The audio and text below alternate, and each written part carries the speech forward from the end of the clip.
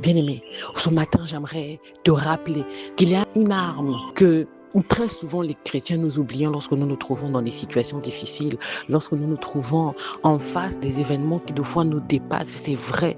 Mais bien aimé, la louange est une arme secrète. Si Paul et Silas dans la prison, ils ont célébré le nom de Dieu, et que dans cette situation, nous à leur place, on se serait mis au fond de la cellule en train de nous morfondre, en train de pleurer, en train de regretter. Mais Paul et Silas avaient compris que la louange était une arme qui pouvait déstabiliser, qui pouvait renverser des situations, bien-aimés de Dieu. La louange aujourd'hui peut être cette arme-là que tu oublies de foi, qui peut renverser ta situation aujourd'hui. La louange peut être cette arme-là qui aujourd'hui peut déstabiliser le compte de l'ennemi pour dire, mais tout ce qu'on est en train de programmer, est-ce que ça l'atteint ou ça ne l'atteint pas? Bien-aimé, même quand ça t'atteint et que toi, tu es au milieu de la louange, tu es dans cet état de louange, bien-aimé de Dieu, je peux t'assurer que la situation qui allait t'atteindre à 100%, oh non, n'aura des effets que sur 50%, bien-aimé de Dieu.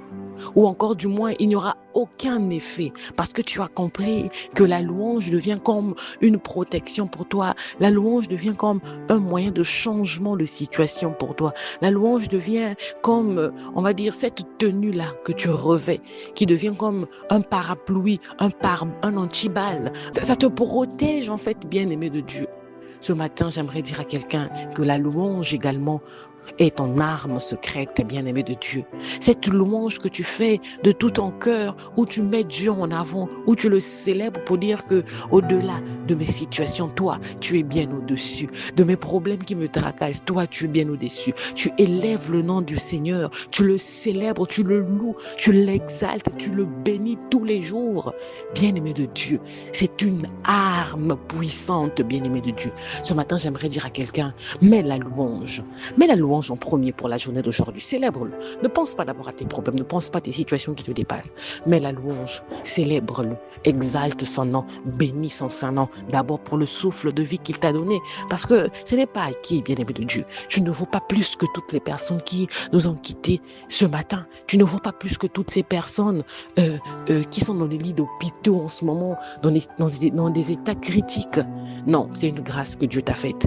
C'est cette grâce-là. Et donc, déjà même pour ça, normalement, dès que tu vas déposer le pied à terre, ça doit être un sujet de louange pour toi. Un sujet où tu vas bénir le nom de l'Éternel, où tu vas l'exalter. Et par la suite, tu accompagnes cela de tous tes soucis. Tu dis, je dépose tout à tes pieds, je te célèbre, je te loue. Déjà, même si je ne vois pas la victoire, mais je sais que tu me l'accordes déjà. Tu bénis le nom du Seigneur, bien-aimé de Dieu. J'aimerais te dire que la louange, c'est une arme secrète. La louange, c'est une arme puissante. Même lorsqu'il y a des tumultes, même lorsqu'il y a des vagues, bien-aimé, célèbre le nom de Dieu. À ce moment-là, tu pourras même remettre en question les stratégies du malin, tout ce qu'il met en place pour te déstabiliser, dire ça l'atteint ou ça ne l'atteint pas.